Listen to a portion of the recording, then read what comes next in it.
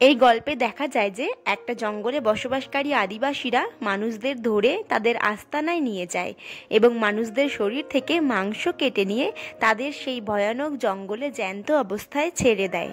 আসলে কোনো মানুষ যদি এই জঙ্গলে একবার ভুল করেও ঢুকে পড়তো তাহলে আদিবাসীরা তাদের ফাঁদে ফেলে সেই মানুষদের শরীর থেকে মাংস কেটে নিয়ে তাদের জ্যান্ত অবস্থায় ছেড়ে দিত একটা বিশেষ কারণে। এই জঙ্গলটিতে যে মানুষই একবার ভুল করে ঢুকে পড়তো তাদের পক্ষে এই জঙ্গল থেকে বেরোনো আর সম্ভব হতো না।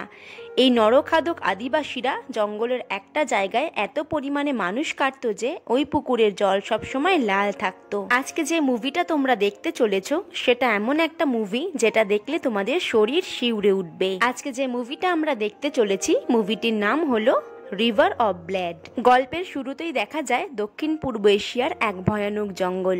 এই জঙ্গলে গাছ কাটার জন্য কিছু মানুষ এসেছে। তাদের মধ্যে এই লোকটি গাছ কাটার গাড়ির ভেতরে বসেছিল। হঠাৎ তার মনে হয় জঙ্গলের মধ্যে কেউ যেন তাদের ফলো করছে। এরপর তাদের দলের আরেকজন মানুষ যখন জঙ্গলের একটু ভেতরের দিকে যায় তখন কেউ তাকে ধারালো অস্ত্র দিয়ে আঘাত করে জঙ্গলের ভেতরের দিকে টেনে নিয়ে যায়। গাড়িতে থাকা লোকটা তখন কি হয়েছে দেখার জন্য গাড়ি থেকে নেমে জঙ্গলের ভেতরের দিকে যায় এবং সেখানে গিয়ে সে ওই লোকটার রক্ত মাখা হেলমেট এবং তার একটা কাটা আঙুল পড়ে থাকতে দেখতে পায়। এই ভয়ানক দৃশ্য দেখে সে প্রচন্ড পরিমাণে ভয় পেয়ে যায় এবং নিজের প্রাণ বাঁচানোর জন্য ছুটতে শুরু করে। কিন্তু দুর্ভাগ্যবশত আদিবাসীদের পেতে রাখা একটা ফাঁদে তার পা বেঁধে যায় এবং সে একটা গাছে উল্টো হয়ে ঝুলে পড়ে। একটু পরেই ওই জঙ্গলে বসবাসকারী ভয়ঙ্কর আদিবাসীদের মধ্যে একজন সেখানে আসে, যার মুখে এবং সারা শরীরে রক্ত মাখা। দেখে মনেই হয় একটা নরখাদক। সে ওই লোকটাকে মেরে ফেলে। এরপর দৃশ্য পাল্টে দুটো ইয়াং কাপলকে দেখানো হয়। একটি কাপল রিচি এবং জেসমিন, আরেকটি কাপল হলো এজে এবং মায়া। এরা সবাই কলেজের সময় থেকেই বন্ধু এবং এরা এই জঙ্গলেরই একটা রিসর্টে এসেছে ছুটি কাটাতে। খাবার খাওয়ার সময় তারা গল্প করতে করতে পরের দিন নদী দিয়ে কায়াকে করে জঙ্গল ঘোরার সিদ্ধান্ত নেয়। কায়াক হলো বিশেষ এক ধরনের নৌকা যেগুলো সাধারণত সরু এবং লম্বা হয়। তারা এই জঙ্গলটিকে এক্সপ্লোর করার জন্য একজন গাইড কেও হায়ার করে।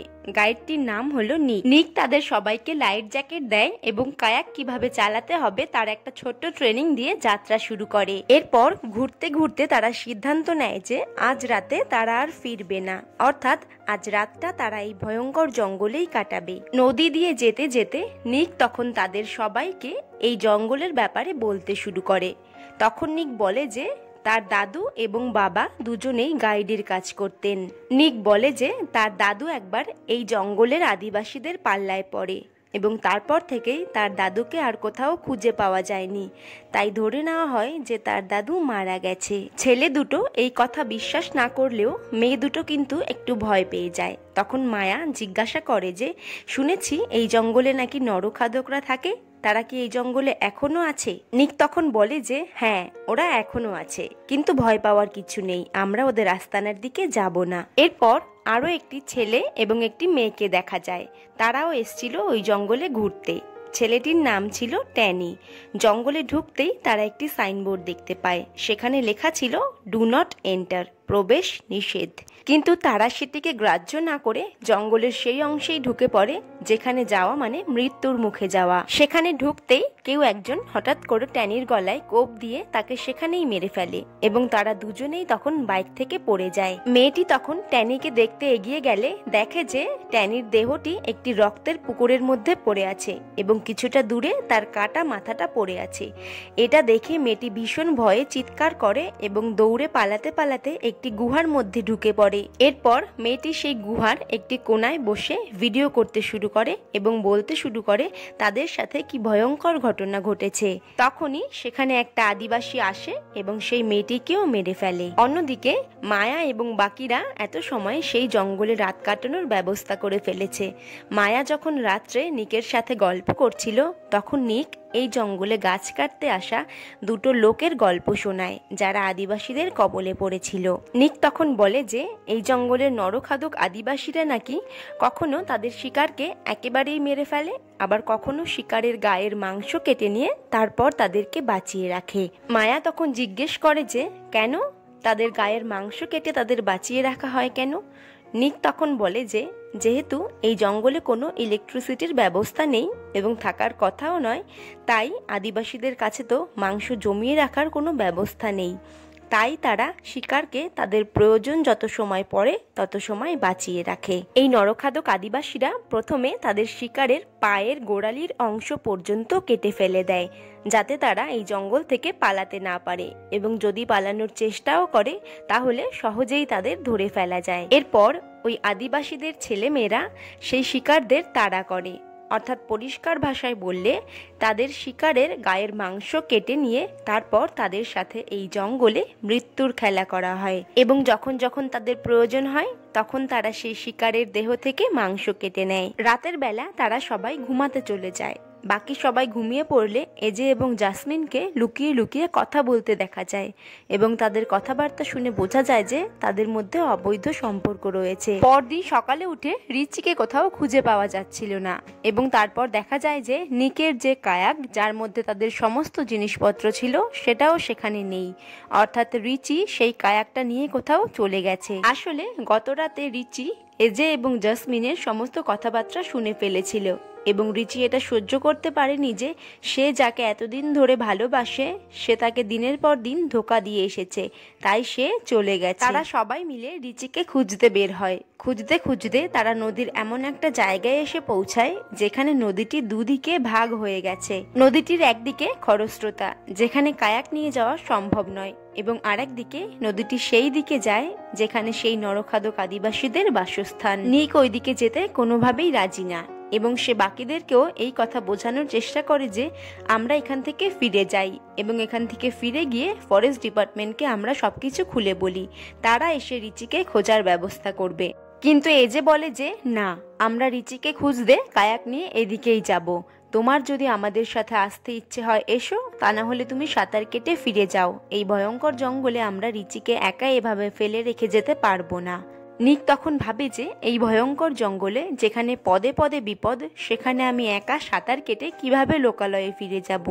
তাই সে বাধ্য হয় তাদের সাথে যাওয়ার জন্য। কিছু দূর যাওয়ার পরেই তারা রিচের কায়াকটিকে দেখতে পায়, এবং তারপর তারা রিচিকে খুঁজতে জঙ্গলের ভেতরে প্রবেশ করে। কিন্তু নিক তাদের সাথে যায় না।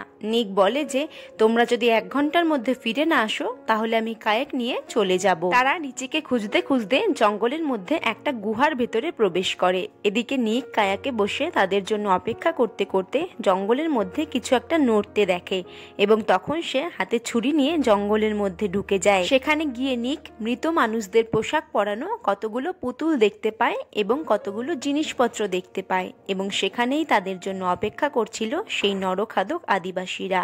হঠাৎ করে সেখানে সেই আদিবাসীদের দেখে নিক বুঝে যায় যে তার সাথে এখন কি হতে চলেছে। তাই সে সেখান থেকে পালিয়ে কায়াকে বসে সেখান থেকে যাওয়া শুরু করে। কিন্তু হঠাৎ সেখানকার জল থেকে একটা নরখাদক আদিবাসী উঠে এসে নিকের গলা কেটে দেয়, এবং তার রক্তে সেখানকার জল লাল হয়ে যায়। অন্যদিকে এজে, মায়া এবং জাসমিন সেই গুহার ভেতরে ঢুকে গুহার চারিদিকে তন্ন তন্ন করে রিচিকে খুঁজতে শুরু করে। তখন হঠাৎ রিচি এসে তাদের সবাইকে চমকে দেয়, কারণ রিচি সেখানেই ছিল। এরপর তারা 4 জন মিলে সেই গুহা থেকে বেরিয়ে তাদের কায়াকের কাছে চলে যায়। কিন্তু সেখানে গিয়ে তারা নিক এবং নিকের কায়াক দেখতে পায় না। তারা মনে করে যে নিক হয়তো চলে গেছে তাদের রেখে, কিন্তু তখনই হঠাৎ তারা নিকের ছুরিটা পড়ে থাকতে দেখে, এবং তারা তখন সবকিছু বুঝতে না পারলেও এতটা বুঝতে পারে যে নিকের সাথে নিশ্চয়ই খারাপ কিছু হয়েছে। তারপর তারা তাদের কায়াক নিয়ে ফেরার পথে নিকের কায়াকটি দেখতে পায়, এবং সেই কায়াকের মধ্যে এজে তাজা রক্ত দেখতে পায়।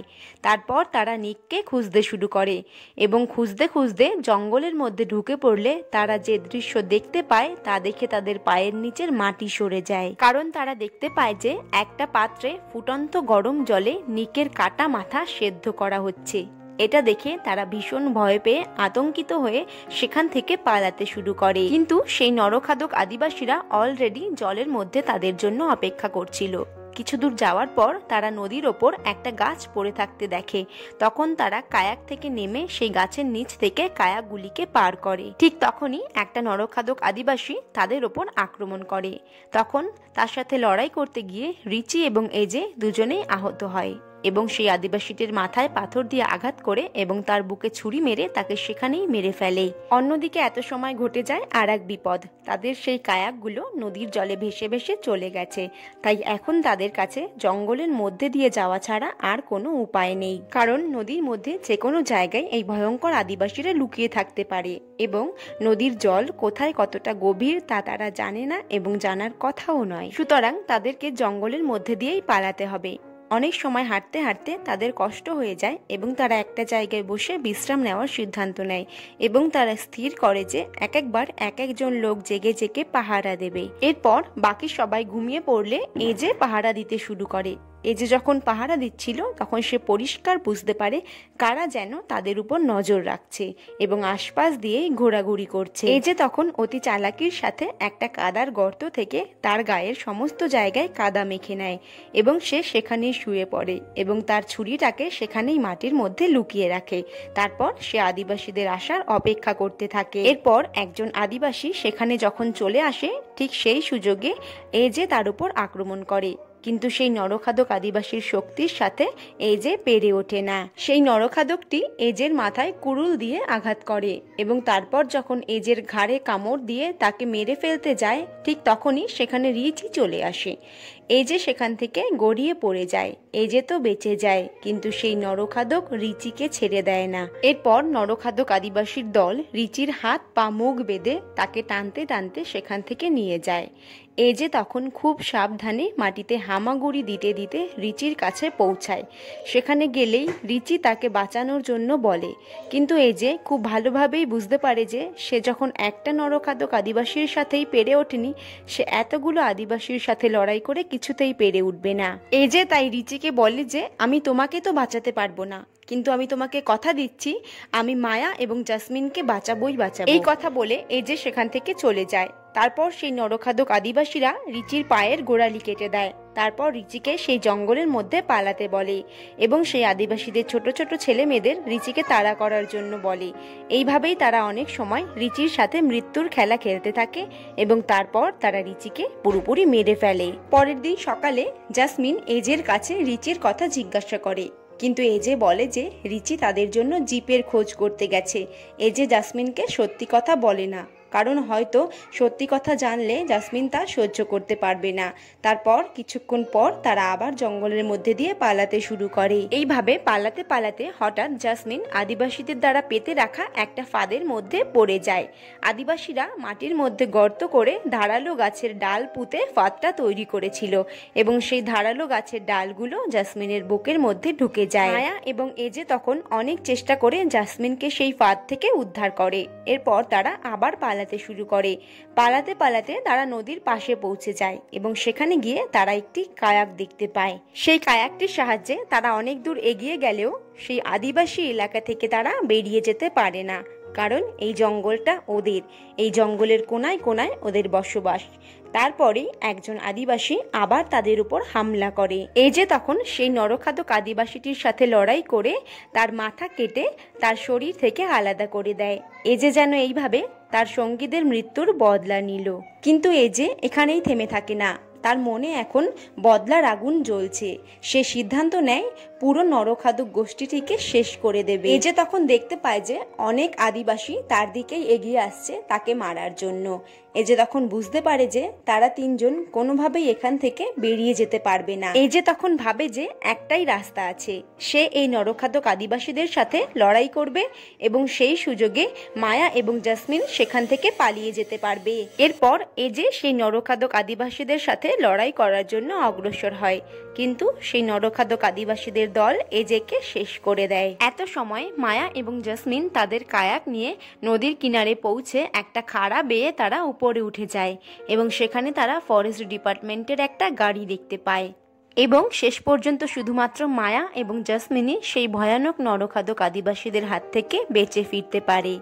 এই ছিল আজকের গল্প। গল্পটি ভালো লাগলে লাইক এবং কমেন্ট করে যাবেন এবং এমন আরও গল্প দেখার জন্য চ্যানেলটি সাবস্ক্রাইব করে রাখবেন।